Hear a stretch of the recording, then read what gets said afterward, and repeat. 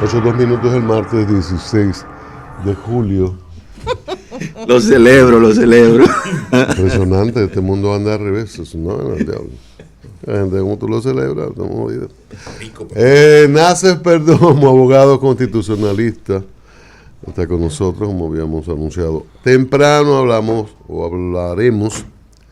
del planteamiento que ha hecho el presidente Abinader de reforma constitucional y otras reformas. Dice que quiere dejar un legado, que hay cambios, que va a presionar, la palabra es mía, dijo otra, al Congreso para que trabajen, porque tienen muchas reformas, tienen muchas cosas que mandar al Congreso Nacional. Nacer, buenos días, bienvenido a Diario. Buenos días, Cristian, equipo, sobre todo a Pablo y a Julián, que me toleran ocasionalmente fuera de este ámbito. Nacer, vamos por lo más elemental antes de ir a las profundidades de este asunto, que es muy serio, de una constitución y reformarla y cambiarla, modificarla. ¿Es necesaria una reforma constitucional en estos momentos? Mira, la mayor parte de los abogados te responderían que las reformas constitucionales no son necesarias si es posible buscarle por la vía técnica una solución a los problemas que se identifican. Y además identifican los problemas en el sentido de qué cosas ellos entienden que son jurídicamente necesarias. Yo creo que eso es un enfoque equivocado. Las constituciones no son libros sagrados, no son libros jurídicos en puridad, o sea, no son normas jurídicas en puridad, son la manifestación del pacto social. Y el pacto social es un pacto político. De tal manera que las reformas constitucionales no es si son necesarias o no, es si existe la voluntad y la capacidad de realizarlas o no. Esa es la verdadera pregunta. La capacidad o la voluntad. Como es un pacto, hay un actor principalísimo, que es el presidente de la República, que tiene unas ideas en la cabeza y dice, mira, yo quiero hacer estos cambios porque entiendo que es importante dejar este legado en la visión de él, para cuidarla y para cuidar la democracia en el futuro. En ese contexto es válida, visto que hay una oposición que se ha anticipado al tocar a la Constitución, a la reforma constitucional. En un caso, diría yo, el presidente Fernández, porque su Constitución, la del 10, y en el caso del ejercicio político del PLD, bueno, participó de aquella y en la práctica política diaria dominicana, bueno, se importuna al que está en el gobierno de alguna manera. Mira, yo voy a empezar por un tema que pudiera parecer no estar muy relacionado, pero yo creo que es esencial para entender este problema. Mira, tú acabas de decir que mucha gente considera la Constitución de 2010 la Constitución de Leonel Fernández y que los presidentes, no solamente sino todos los presidentes, casi todos, entienden que tienen que dejar una marca en la Constitución de la República. El último presidente que no modificó la Constitución, y no es que no lo haya intentado, fue Salvador Jorge Blanco. ¿Bien? Entonces, ¿qué es lo que ocurre? Eso lo que te muestra es la verdadera naturaleza de la situación y del problema. ¿Por qué? Porque insistimos en la Constitución como norma jurídica, sin embargo, en el procedimiento jurídico de modificación, el presidente tiene un papel marginal. Lo que te enseña esto es que los congresos en República Dominicana y por vía de consecuencia las asambleas revisoras no tienen una verdadera autonomía frente al Poder Ejecutivo, porque el presidente lo único que puede hacer es proponer la ley de reforma.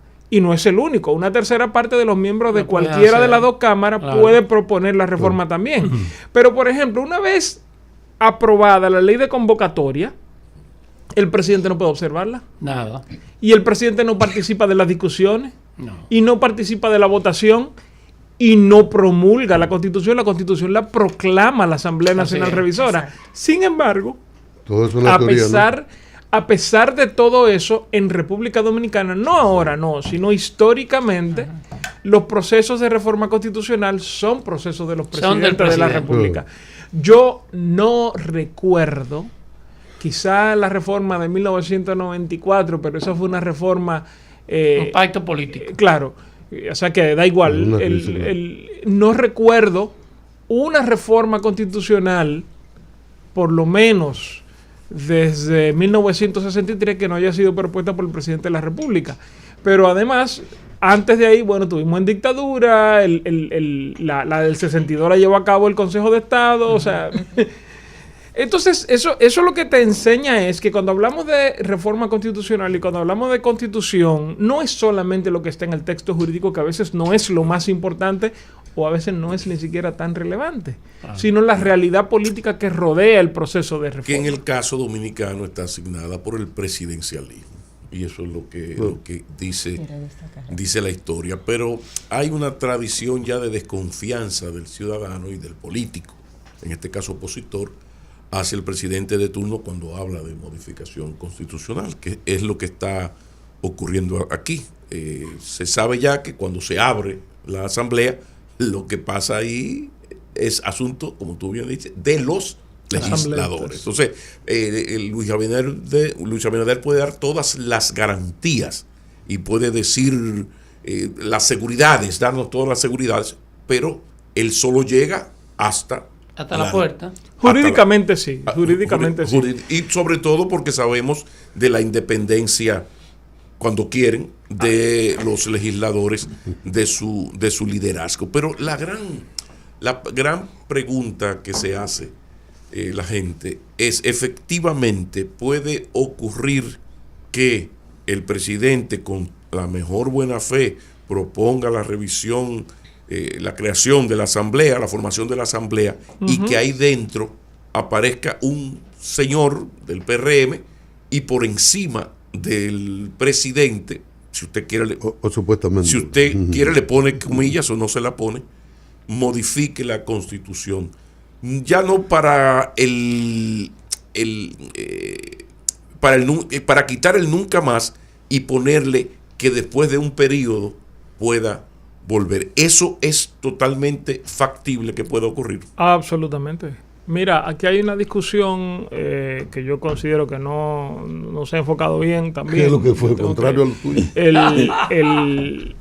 Aquí se ha planteado la posibilidad de que sea inconstitucional una reforma que no haya estado prevista en la ley de convocatoria. Eso tiene dos problemas fundamentales, ese razonamiento, en términos jurídicos. Claro. Primero es que la ley no puede determinar el contenido de la Constitución, porque la Constitución es la norma suprema. Y lo segundo es que, ponte tú que proclamen que Nassef Perdomo va a ser duque de la Saona. Pues resulta que no hay... yo debí haber escogido una provincia productiva, pero bueno, eso fue lo que me salió en ese momento. El conde de Baní, ¿tú te imaginas la hidalguía que sería eso? Eso sí suena bonito. ¿Cómo? Pero mira, resulta que no hay posibilidad de anular lo que ha proclamado la Asamblea. Ya hay un precedente constitucional. Claro, hay una sentencia del año 2018 en tribunal que dice que la Constitución no puede ser inconstitucional, pero que en caso de que se pudiese considerar en términos de lógica jurídica que sea así, lo cual es muy problemático, porque lo que hace inconstitucional a algo es que está en contra de la Constitución, y si está en la Constitución, entonces no puede ser inconstitucional. Bueno. Está el problema de que el Tribunal Constitucional es un órgano constituido, y los órganos constituidos no pueden afectar el texto de la Constitución. No. Entonces, y el Tribunal Constitucional ya lo dijo. O sea, eso es en República Dominicana, a menos que el tribunal cambie su posición, lo cual sería muy problemático, porque aquí se ha hablado de que en otros países de América Latina, mira, el problema de buscar soluciones es que cada una de ellas trae aparejados sus propios problemas. Claro. Y decir que un tribunal constitucional, no el que sea, puede controlar la constitucionalidad de la Constitución y anular como tribunal textos constitucionales, es decir, que en República Dominicana 9 miembros del Tribunal Constitucional por los cuales no ha votado nadie, ni nadie va a votar nunca, para ocupar ese cargo, por lo menos. Deciden por encima del constituyente. Pueden decidir por encima de la Asamblea, por encima del Congreso Nacional, por encima de todo el mundo. ¿Y cuáles serían los efectos de que el PRM ante eso que estamos planteando aquí? Porque viendo las cosas va a ser difícil convencer, por ejemplo, al segundo partido de la oposición, al principal partido de la oposición, que es la Fuerza del Pueblo, o al mismo PLD, que tiene pequeña, pero una fuerza en la Cámara de Diputados. Pero resulta que el PRM tiene suficientes legisladores para aprobar todo lo que quiera. Así es. Y dado el interés especial que ha mostrado el presidente Abinader en eso, fíjate que ha paralizado todas las 12 modificaciones y reformas, las ha paralizado y dice, no, aquí es lo importante. ¿Y cómo hay antecedentes de esto? ¿Cómo se vería el que el PRM por sí solo, porque PLD, Fuerza del Pueblo, se negaron a apoyar, hiciera todas estas modificaciones? Es que las elecciones tienen consecuencias. Claro. Y la consecuencia de las elecciones de mayo es esa supermayoría. Claro. Entonces uno podrá considerar que la forma en que se hace es adecuada o no, pero nadie puede negar el hecho de que se puede hacer. A mí lo que me preocupa de todo esto no es eso. A mí lo que me preocupa de todo esto es la posibilidad de que se intente poner lo que se ha llamado un candado a la reforma constitucional para el tema de la reelección, sin llamar a plebiscito, que es lo que manda. A referéndum. Sí, el referéndum aprobatorio.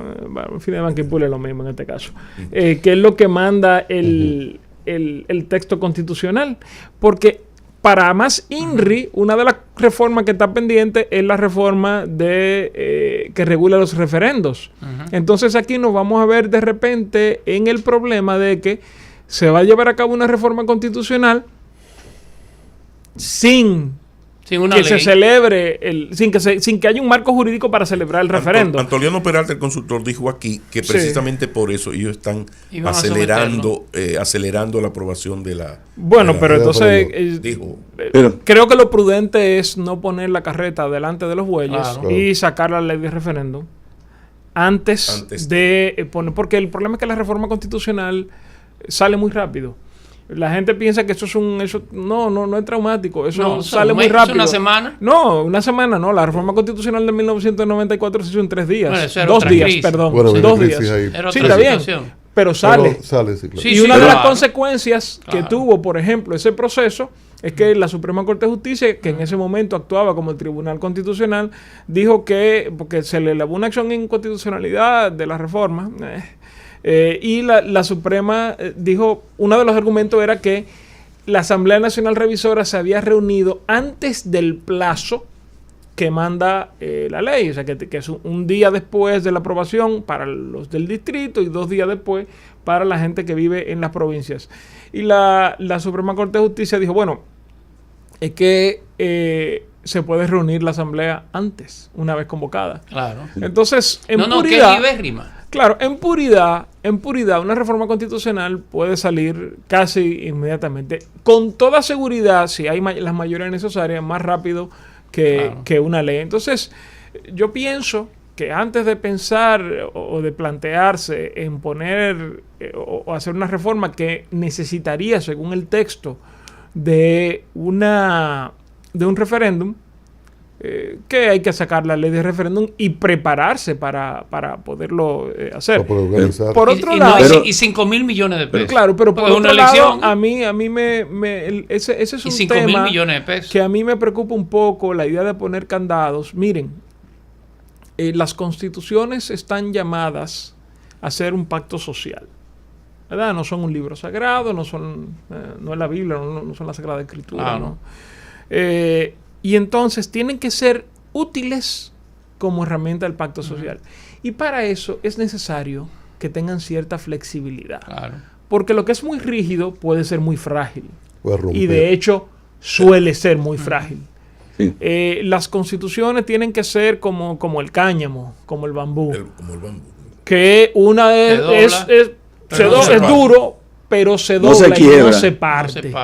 Porque ¿qué es lo que pasa? Si tú pones un candado? Primero, que es decirle, proclamarle al pueblo dominicano que las próximas generaciones no van a poder tomar las decisiones que esta generación está tomando. Es una señal de desconfianza total en el futuro. Es lo primero. Y lo segundo es que hablábamos ahorita de que los procesos de reforma constitucional son sobre todo políticos y que por eso es que los presidentes, a pesar de que no tienen un papel importante en el procedimiento jurídico, son determinantes en lo político.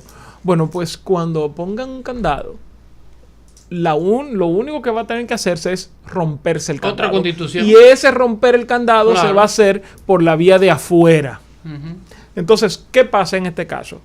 Los mismos que defienden vía de afuera para los que están oyendo. ¿Qué es lo que le queremos decir? No, bueno, por procedimientos extraconstitucionales.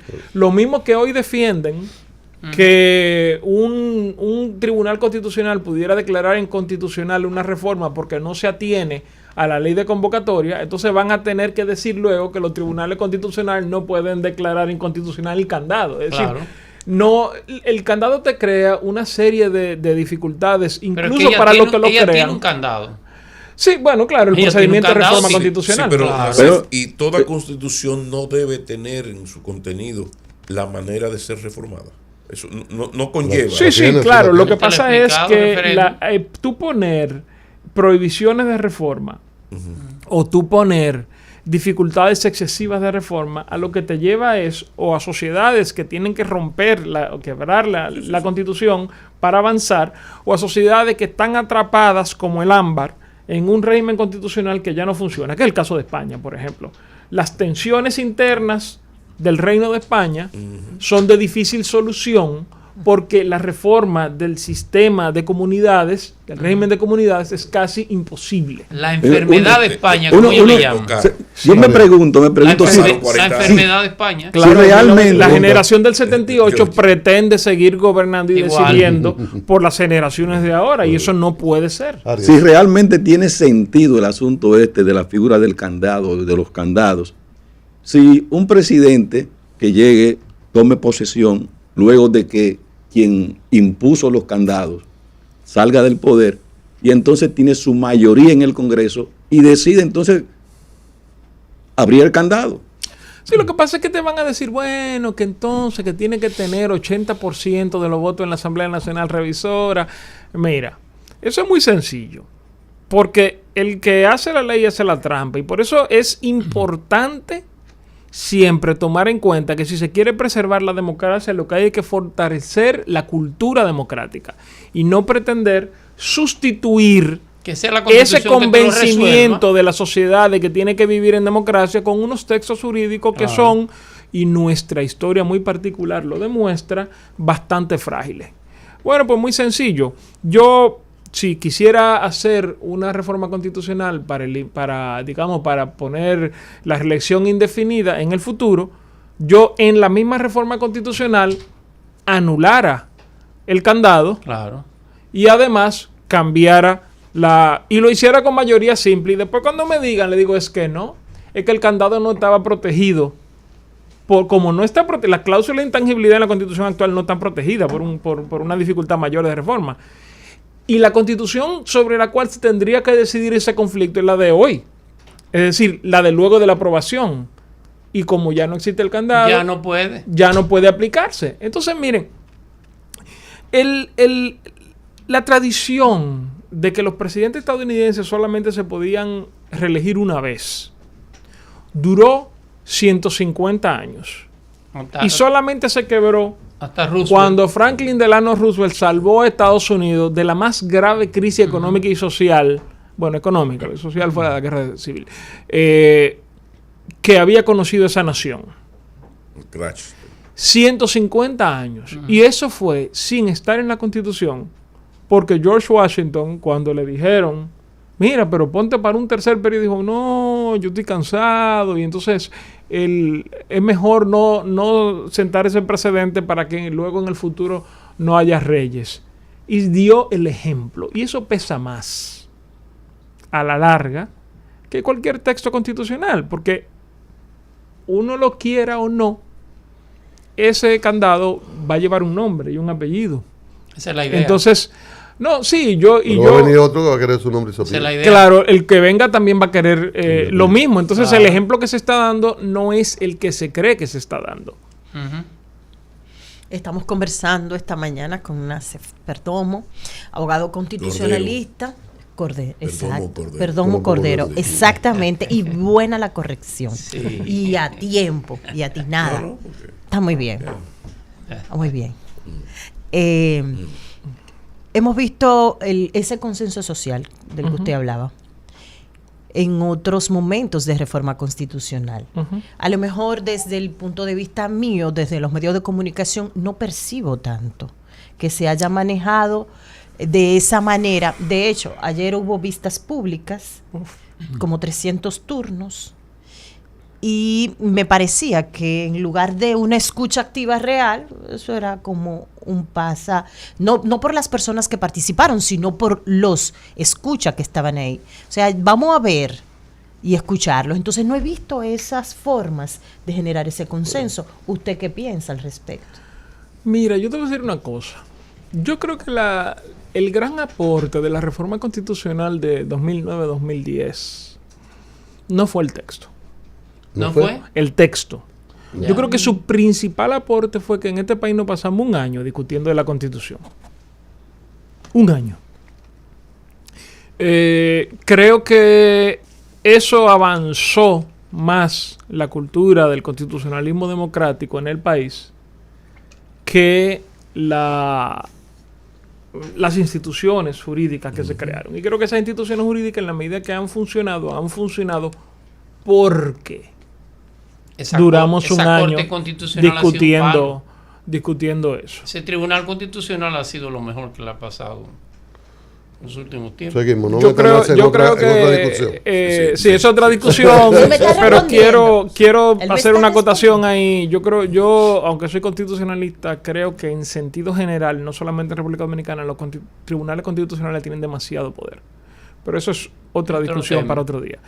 Entonces, yo concuerdo contigo con la impresión de lo de las vistas públicas de ayer. Yo creo que le va a hacer más mal que bien a la legitimidad social de ese Código Penal, porque si tú no me vas a escuchar, no me escuches. Pero hay algo peor que eso, y es que tú me allantes. Claro. Y eso es lo que ocurrió ayer, porque todo el mundo sabe que eso es crónica de una ley anunciada. Yo pienso que esa no es la manera de hacer las cosas. El poder político es, y yo creo que los miembros del pasado partido de gobierno lo pueden atestiguar, el poder político es algo que es difícil de mantener. Y es como dicen los estadounidenses del fuego, es un esclavo muy útil, pero un amo muy peligroso.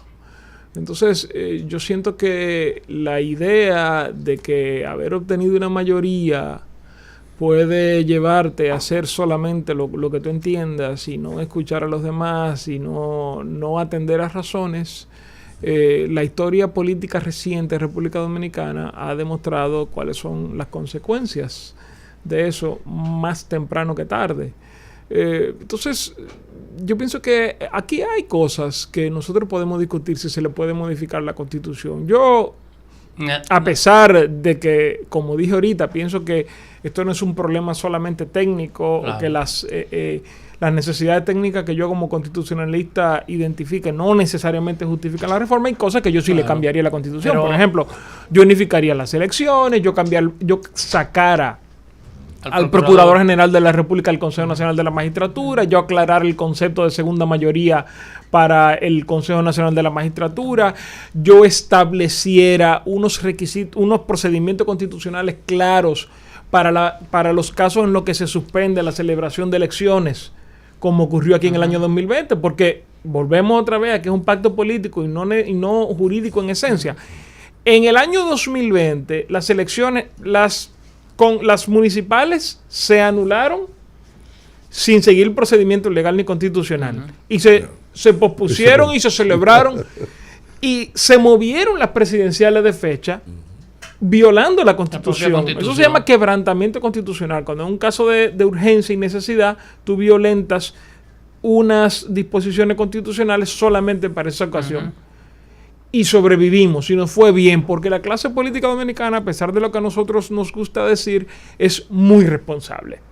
Entonces, nada, se celebraron las elecciones, aquí no hubo una crisis, pero hay que evitar el problema para la próxima vez. Ya ocurrió. Aunque ahí hay que tener cuidado, que lo legal no es legítimo, en el sentido de que eso que tú acabas de plantear es demasiado importante para que un solo partido, aunque pueda legalmente, porque tiene esa mayoría, lo haga sin que los otros partidos. Claro. Por eso es tan importante la participación, la discusión pública. Yo creo que de información, Nasser, Fredermiro, Clodomiro, ¿cómo se llama? Un personaje. Ese es un personaje. Que sometió un recurso en contra del candado.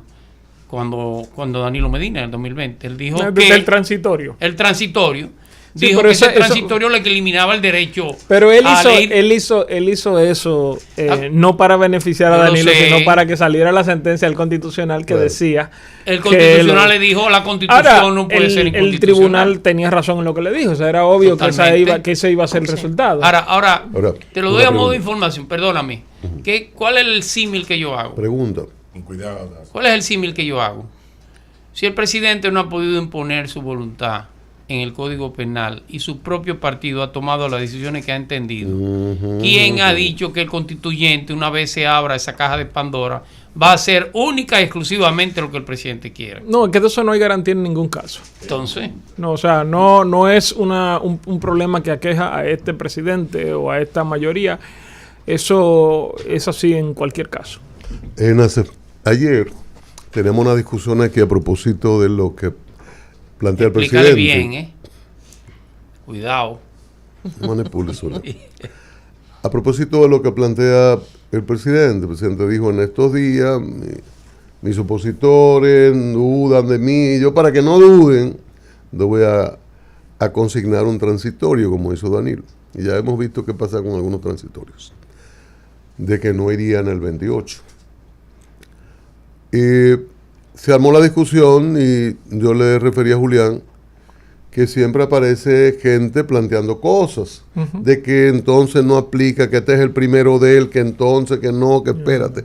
Y siempre, entonces yo le cité un texto de un abogado en una discusión precisamente sobre lo de Danilo. Bueno, él es elegido en el 12 para el 16, la reforma es el 15, entonces es de aplicación inmediata. Este sería su primer mandato, de consiguiente, pues. No, mira, el transitorio de Danilo era jurídicamente innecesario. Se puso para eso, para dar tranquilidad política, pero jurídicamente era innecesario porque la Constitución, los presidentes no están llamados a cumplirla, ni la Constitución se aplica a partir del momento en que o sea, solamente a partir del momento en que se promulga o proclama, mejor dicho. Eso quiere decir, y la manera, el sentido de lo que estoy diciendo es que el primer periodo de Danilo contaba, porque es que todas las personas que hayan sido presidentes dos veces no pueden ya ser candidatos jurídicamente. Gracias. Otra cosa es lo que la Pero sociedad... no es gracias, Julián, él está explicando porque otro tiene otra manera de verlo, que yo no te dije ayer, que no la suscribía. Yo sé además quién es, a quién tú te refieres, y conozco el argumento, y es un argumento que no es baladí, o sea, está bien estructurado, pero el problema es que las constituciones se aplican de acuerdo, o sea, no tienen, digamos, un punto de partida, sus efectos no son a partir de ahora, ya el tribunal también constitucional lo dijo, sino que también pueden afectar lo que en derecho llamamos situaciones jurídicas consolidadas. Entonces, ¿qué pasa? Si yo como presidente estoy en un segundo periodo o en un primer periodo, que es el caso de Danilo, ya no va a ser el caso del presidente Abinader, y yo establezco hago una reforma de que la Constitución, de que pueda haber una reelección. Bueno, es que puede haber una reelección. Ujú. Y si yo como presidente me presento, esa sería una reelección. Claro. Entonces, lo mismo aplica para el presidente Abinader en el sentido de que la reforma de la Constitución, incluso si toca tangencialmente el tema de la reelección, no le ponen cero el millero.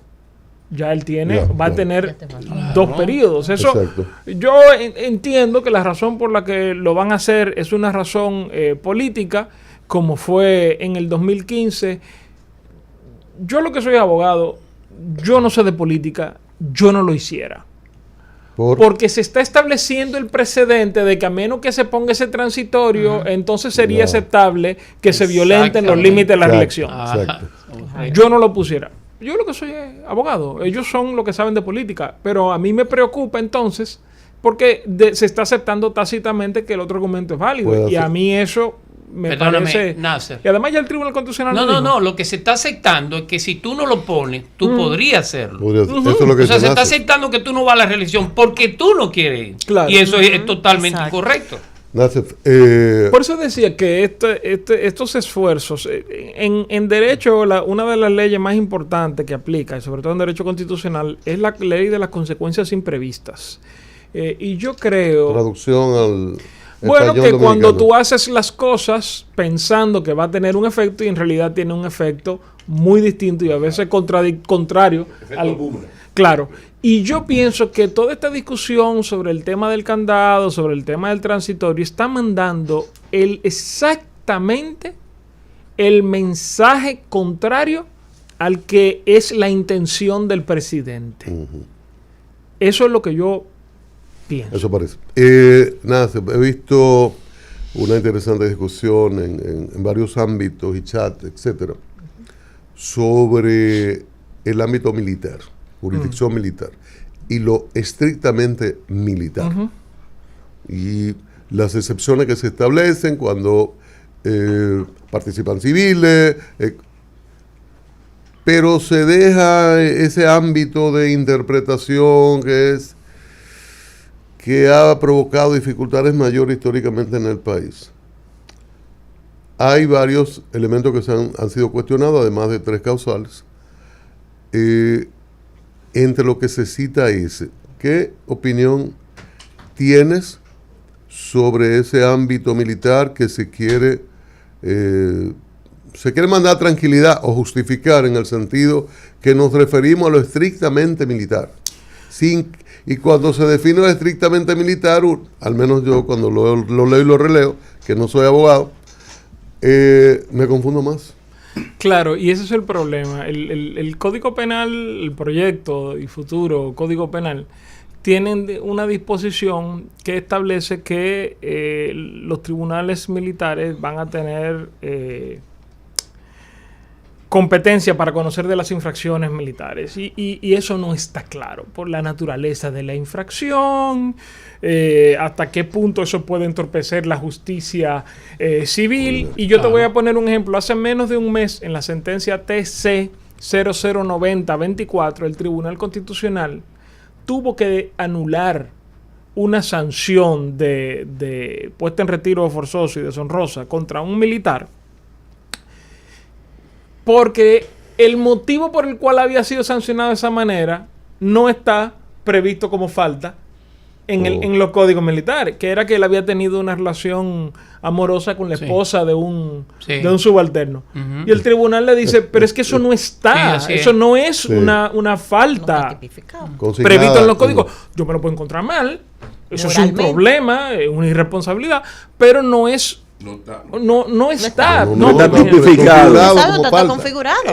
Un grupo de hombres armados y uno que siente que el otro abusa de su... Sería peligroso. No. Que no se metan en... Pero el problema es que las jurisdicciones militares, y está asentado en una sentencia del Tribunal Constitucional, confunden las cosas, confunden lo que se encuentran mal con lo sancionable. Y de esa misma manera, a menos que el Código Penal esté extraordinariamente claro en eso, confunden o pueden confundir las sanciones administrativas con las sanciones penales. Pero hay otro asunto. Pero es verdad que, que a mí me preocupa. Espera. Sí, hay una sentencia constitucional. No, que está en la Constitución la creación de la jurisdicción militar. Sí, y el Tribunal Constitucional ha dicho que solamente para las faltas estrictamente de disciplina militar, que eso no incluye los casos penales. Pero además hay otra cosa que me preocupa, que se ha discutido poco del código que van a aprobar y que demuestra que aunque es bueno y tiene cosas buenas, tiene deficiencia profunda. Eso es una decisión de índole procedimental, eso no está en el Código Penal. Mira, en ese sentido, Nacef, perdón. Pero me explica un poquito más eso. Bueno, porque eso es lo que establece cuáles son las competencias de una jurisdicción. Claro. Y eso tiene consecuencias en el procedimiento que se usa. Eso no debe estar en el código. Es igual que el tema de las prescripciones. Eso no debe estar en el código. Eso ya está en el código procesal penal. Constitucionalidad. Y eso va a traer un lío porque en República Dominicana existe la idea de que los códigos penales son leyes orgánicas. Yo disiento de eso y estoy en una minoría muy exigua. Sin embargo, el problema es que si tú apruebas ese código penal como ley ordinaria, por ejemplo, o con el procedimiento de ley ordinaria y modifica cuestiones que ya están en el Código Procesal Penal, eso te crea un problema de inconstitucionalidad. Entonces, ahí voy. La prescripción. Yo creo que adoptemos la prescripción. Y yo quiero después retomar esa idea de Nacef. No, pues vamos a hacerlo. Lo quiero.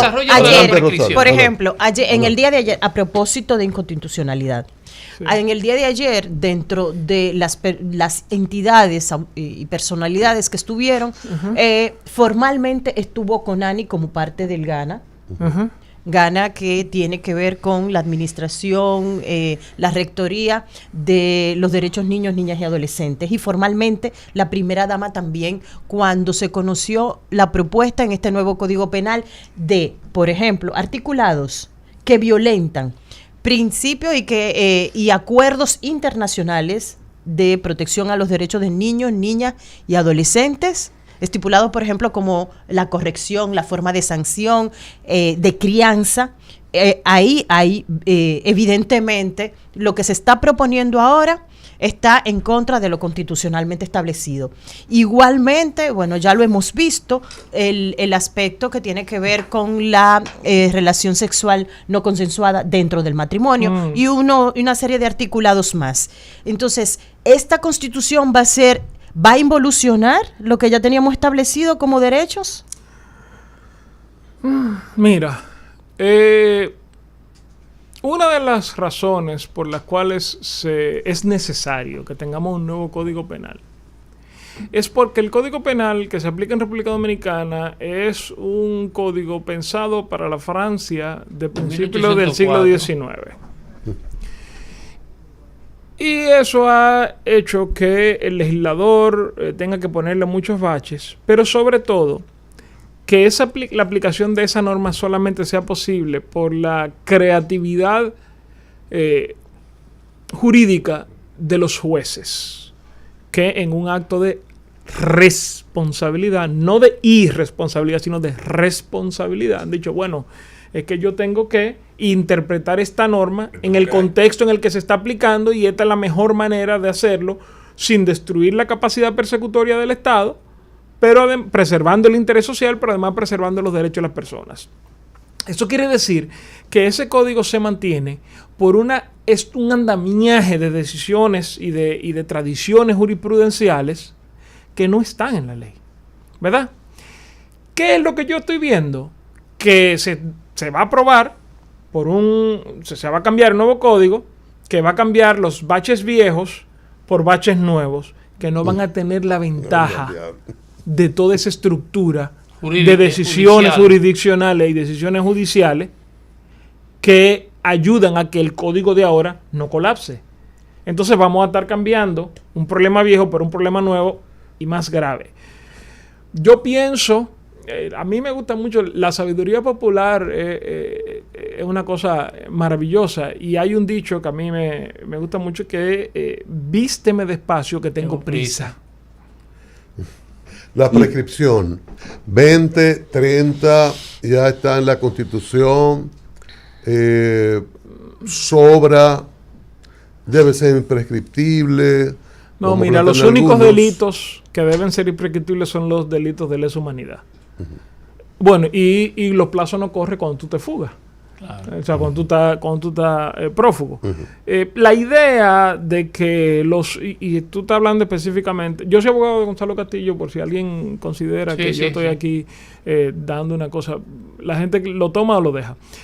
Pero la idea de que tú tienes que establecer la imprescriptibilidad para los delitos de corrupción, eso es populismo penal puro y duro. Totalmente. Un populismo penal que en América Latina lo único que ha dejado es desgracia. Totalmente. Miren los países por los cuales pasó esa Perú, ola. Ecuador, Perú, sigue. el Brasil, que se la Brasil. vio fea con el señor que terminó ganando las elecciones por la ayuda del entonces magistrado Sergio Moro. Sí. Y todos esos casos en Brasil se cayeron todos. Todo. Precisamente porque cuando llegaron en las últimas instancias dijeron, bueno, pero es que esto no es posible. Entonces, decir que deben ser imprescriptibles, lo único que va a hacer es que nadie que valore su buen nombre va a ir al servicio público, porque yo soy regidor un día y hasta el día en que me Y entierren, 30 años después te yo voy a No, estar, 50 tenés yo que voy a mantener. 50 estar años después. sujeto Sí. a que algún ministerio público con una agenda política, no me refiero a nadie en particular, No importa. eh, O una ONG cualquiera. me quiera a mí poner una querella. Porque la gente cree que el que no ha hecho nada, no es posible ponerle una querella, una denuncia, una acusación. No.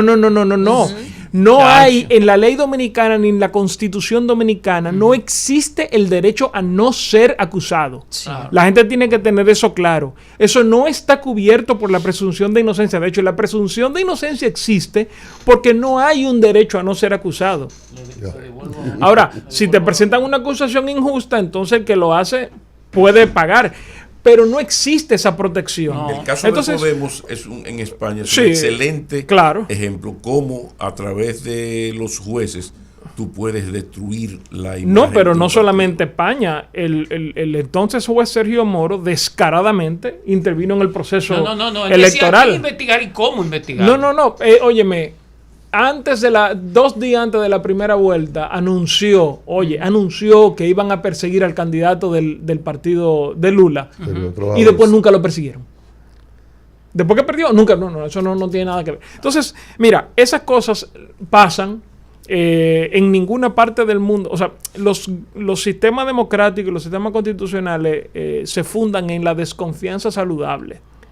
Y eso incluye a las acciones del órgano acusador. Entonces, tú dejarle esa espada de Damocles a alguien que hasta el día que se muera, porque fue regidor un día.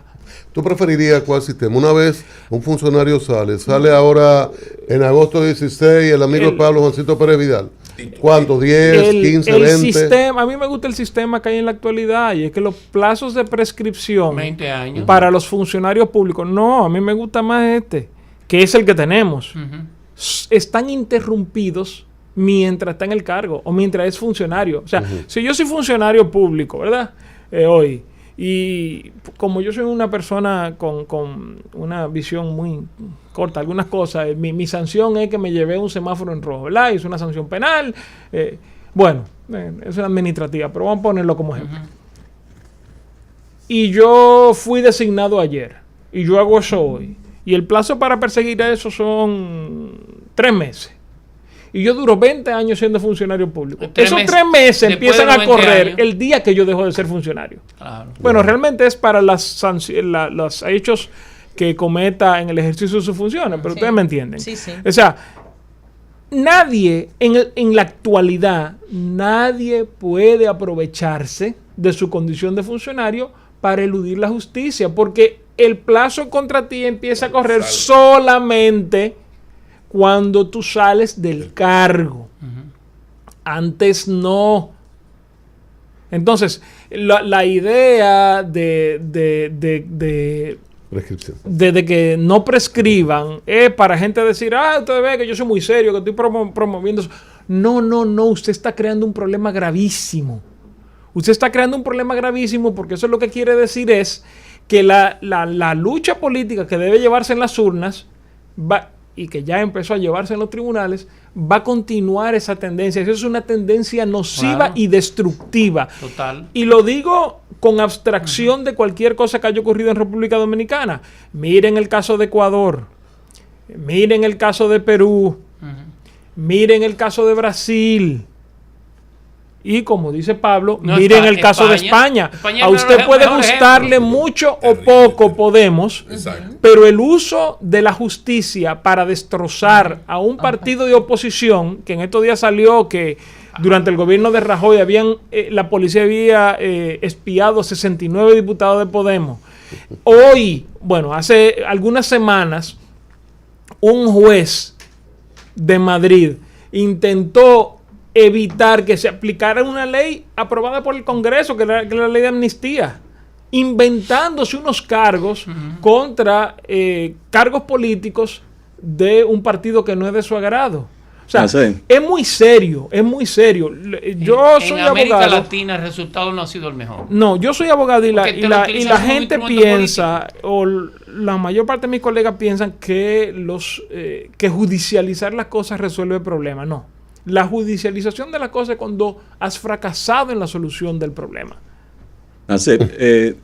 Tenemos esa ley 124 de la Dirección Nacional de Investigaciones que ya está en vigor. Hay varios recursos en el Tribunal Constitucional, de oposición y de cuestionamiento en procura de que se reforme. Y entonces eso está dormido ahí. Y el consultor jurídico del Poder Ejecutivo, que estaba sentado donde tú estás, le tratamos esa situación y dice, no, yo no sé por qué que se alarman. Eso no atenta contra nada, contra derechos fundamentales. Y esos argumentos que se hicieron de cuestionamientos a esa ley estaban sustentados en asuntos políticos en medio de la campaña. ¿Qué tú me tienes que decir con relación a eso? Bueno, yo le tengo mucho aprecio personal a Antoliano y mucho respeto como colega. Hemos compartido defensas, pero yo no aspiro a ningún cargo político, Dios me libre. Yo me gusta vivir tranquilo y las críticas que le hicimos a ese proyecto de ley, ellos nunca supieron contestarlas. Y es sumamente preocupante que en República Dominicana exista una norma que da pie a que los órganos de seguridad puedan espiar a los dominicanos sin ningún tipo de control efectivo. Pero además, esa ley se da en un contexto preocupante. Primero, la ley de extinción de dominio, que es una ley que en realidad lo que va a permitir cuando empiecen a aplicarla, porque la han parado, es tan buena la ley y era tan necesaria que una vez aprobada no la han aplicado. Pero está ahí. Está ahí. Está ahí. La querían. Claro, la ley de lavado de activos, que es una ley que es un atrapatodo, todo es lavado de activos en República Dominicana. Y además, con algo que no se ha discutido aquí y que a mí me preocuparía mucho que se aprobara, que es poner un ministerio público que no dependa absolutamente del poder político y que porque eso es independiente. Miren, Es una contradicción. no, es que independiente. Ministerio Público independiente. No es una contradicción en los términos. ¿Independiente de quién? Nosotros vivimos en sociedad, todo el mundo tiene colindancias, todo el mundo tiene relaciones. Pero además, República Dominicana jugó un papel estelar en la solución de la crisis guatemalteca, que fue causada por un ministerio público que para perseguir la corrupción se le puso que nadie puede quitarla y ella usó ese poder para atacar al actual presidente tratando de evitar que fuera candidato y después que ganó las elecciones tratando de evitar que él asumiera el cargo. Sí. Eso es lo que queremos para República Dominicana. Pero además es que nosotros fuimos testigos de esa crisis. ¿Cómo es que hacemos eso y después nos damos la vuelta y queremos eso para nuestro país? Eso no tiene ningún sentido, además de que es innecesario. Miren, el Ministerio Público tiene como función la elaboración e implementación de la política criminal del Estado. ¿Cómo tú separas eso del Poder Ejecutivo? ¿En qué idioma se entiende eso? Lo que hay que hacer es darle una autonomía mayor, quizá, otro método de designación para el procurador general, eso pudiera ser, pero no convertirlo en un ente autárquico porque eso no ha funcionado en ninguna parte. Perdón, aún si le quitamos lo referente a la política criminal, ya dada esta a un Ministerio de Justicia, solo como persecutor, investigador y persecutor. Bueno, es que el ministerio... Aún en ese contexto. Es que el órgano persecutor es el Ministerio Público. Entonces la política criminal del Estado no se puede disociar de la capacidad de persecución. Y yo digo eso al mismo tiempo que digo, yo estoy de acuerdo que se crea un Ministerio de Justicia. Porque la Procuraduría está haciendo cosas que no debería estar haciendo. Claro. Y que además eso es una aberración porque existía hasta el 64, el Ministerio de Justicia. Entonces... ¿qué es lo que queremos? ¿Qué es lo que estamos buscando? Yo pienso e insisto en que siempre hay que tomar en cuenta la ley de las consecuencias imprevistas, porque como también dicen los americanos, el camino al infierno está pavimentado con buenas intenciones. ¿Tú preferirías, bueno, porque como se está hablando mucho de esto, y el presidente insiste en su visión y sus reformas, que elija quién al Ministerio Público? Y quién, que se quede como... y que lo elija quién. Mira, hay gente que ha propuesto que el ministerio, al Procurador General lo elige el Consejo Nacional de la Magistratura. Yo no estoy de acuerdo con esa fórmula por una razón que a mí me parece que es muy clara. Una de las razones por las que yo quiero que saquen al Procurador General de la República es porque su posición dentro del Consejo Nacional de la Magistratura puede servirle para presionar a los jueces para que los casos se resuelvan como el procurador quiere. Y ya lo vimos. Ya lo vimos. Exactamente, ya lo hemos visto. No hay que... Entonces, por ese mismo motivo, a mí me parece innecesario y contraproducente que los jueces participen en la elección del procurador. Puede hacerse como en Estados Unidos de América del Norte, que el presidente lo proponga y el Senado lo tenga que aprobar. Bueno, que entonces el presidente casi siempre va a tener mayoría en el Senado, pero reitero lo que dije ahorita, las elecciones tienen consecuencias. Entonces eso no hay nada que hacer. Funcionario de mayor validez electoral. Ahí vamos. Claro. Nosotros tenemos un problema serio y tú adelantabas algo en ese sentido. Y es que, bueno, una sociedad es la expresión de las características de sus ciudadanos, de la forma de pensar de sus ciudadanos. Entonces aquí queremos, tú agarras y copia algo de Colombia o de Chile, lo pones ahí, pero eso no tiene que ver con el pensamiento de la gran mayoría del pueblo dominicano, que tú dices que se expresa en un proceso electoral. Por ejemplo, puede haber gente muy cuestionable y cuestionada en el Congreso. Ahora, ten cuidado, que ese señor que está ahí, que a ti te cae mal y que tú tienes dudas razonables de su honestidad, fue a un proceso electoral. Entonces, esos son nuestros a veces bueyes. En desventaja y ganan, ¿Qué? A veces en desventaja y ganan. Claro. Entonces, el asunto está, ¿de qué manera puede un gobierno hacer, cuáles cosas se pueden hacer para fomentar una mejoría en nuestra cultura política y avanzar? Nosotros somos machistas, leninistas, racistas y trujillistas, una buena parte de nosotros. Mira, ¿cómo se puede ir desmontando eso en términos educativos, formativos, qué sé yo? Yo creo que parte importante de los males de nuestra sociedad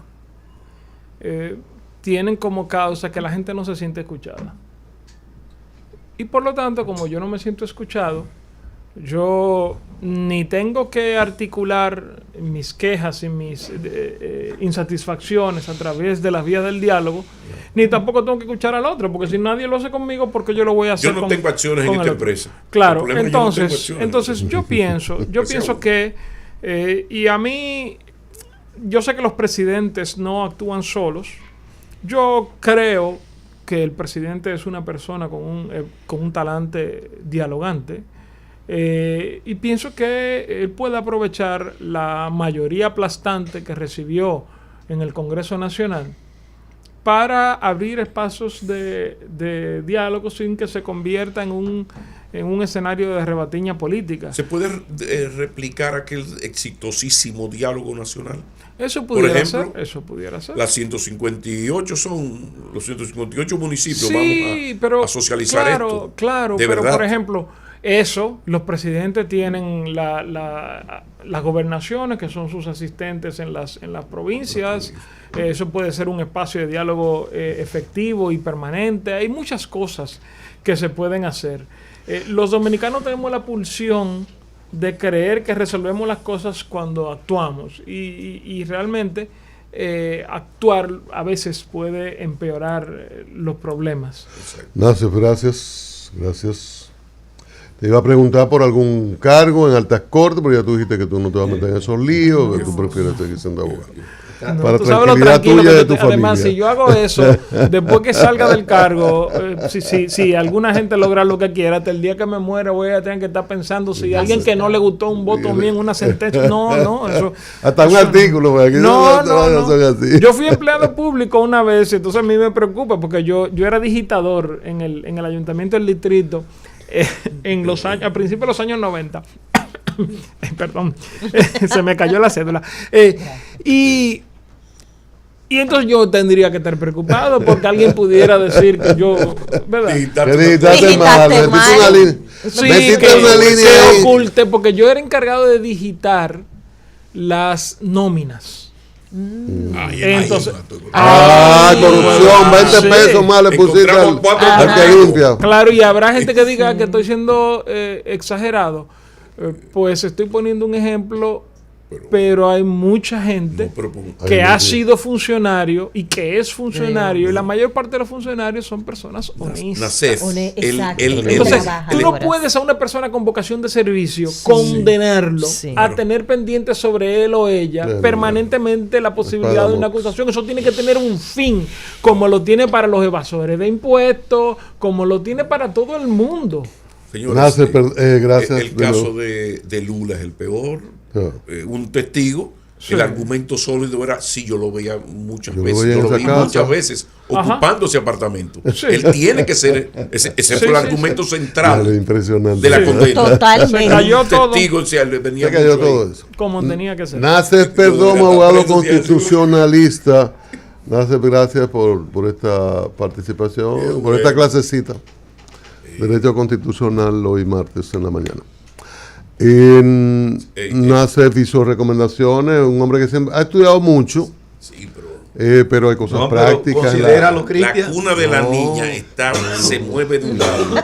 Por ejemplo, Nassef, tú sabes que hay cosas en la oficina, en la casa que hacer. Considéralo, en la casa, La compañera siempre mira, Nassef, da bien, y todo eso teorito, estas cosas, pero arregla la puerta. Y ahora que la niña, mira, Hay vamos que decorar, adelantando. No, hay en que mi decorar. función, en mi caso lo que yo soy el que cocina. Tú eres que cocina. Sí. Bien, perfecto. Ya. Y ella se encarga de otra.